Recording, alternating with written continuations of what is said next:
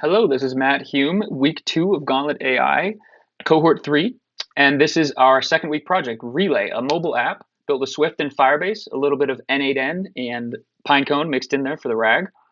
So the tagline here is ending information silos. And the target user I decided to go for is remote professionals. And as someone who's been a remote professional, something I've noticed as a problem is siloed conversations. There's a lack of informational throughput sometimes where you'll have these Slack or WhatsApp threads where the decision gets made, but it doesn't always get relayed to the right people. And people are asking, wait, when did we change this? I didn't know that happened. So you get out of sync teams, out of sync tickets, some wasted time. So the solution I came up with was to integrate messaging and product management tools seamlessly.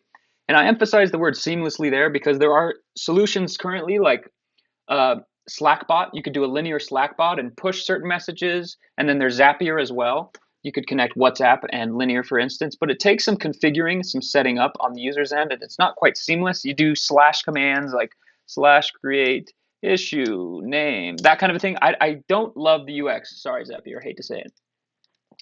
So let's get into it without further ado. Let's move this over. So it is a messaging app. It works in terms of just direct messaging. We can see these typing indicators, right? We can see I did, looks great. We have notifications. Let me go back here. Great. It works as a mobile app. It's a messaging app. I don't want to bury the lead. What I do love the most is these linear aspects, these linear features. So let's get into it. So there's this global linear button at the top that I've added. You click that and it lists all the linear issues for your organization, for your team. So I'll click in. We've got this rel 30.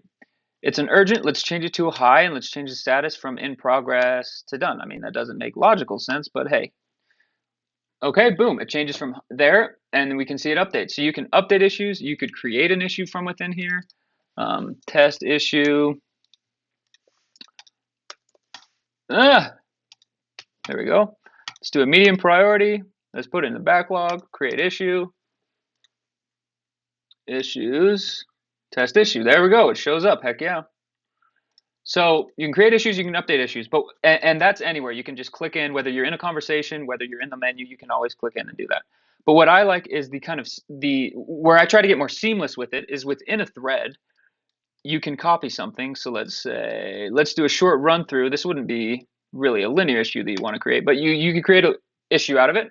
And what it does is it send this text, the selected text, to an LLM, and the LLM decides what's a good title, a description, and then a priority and a status here.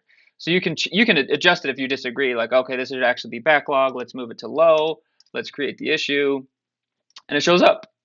Schedule run through for demo, just as you built it. So I like that you can do it straight inline here, boom, and you could also update a linear issue. So when you do update, let's see, this one says we're blocked somewhere. So we'll update, and it copies the text, and then it pulls up that same linear issues list, and then we could say let's assume it's part of here, and we throw it in as a comment. This is in rel 32. Let's confirm that. It showed up. Haha.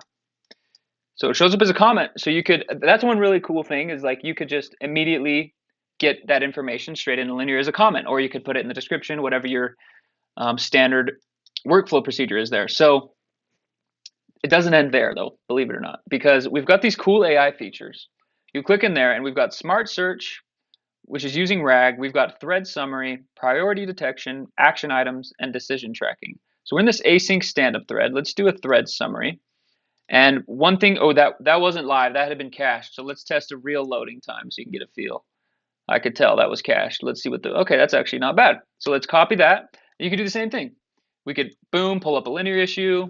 You know, I don't want to waste more time on that, but you could do that, copy it and paste it in.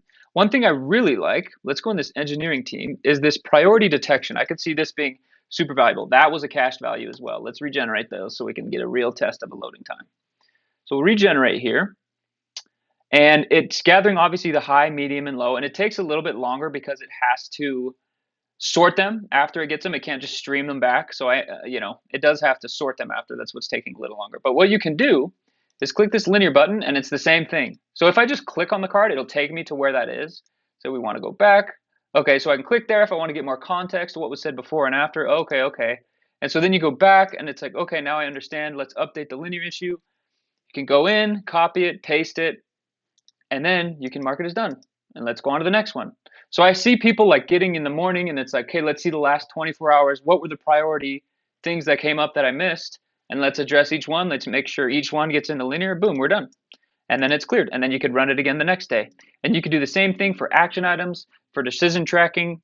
I'm really excited about this. I think it's a great solution for a real problem. And I had a ton of fun building it. So thank you for watching. Excited for the next week and to keep moving forward.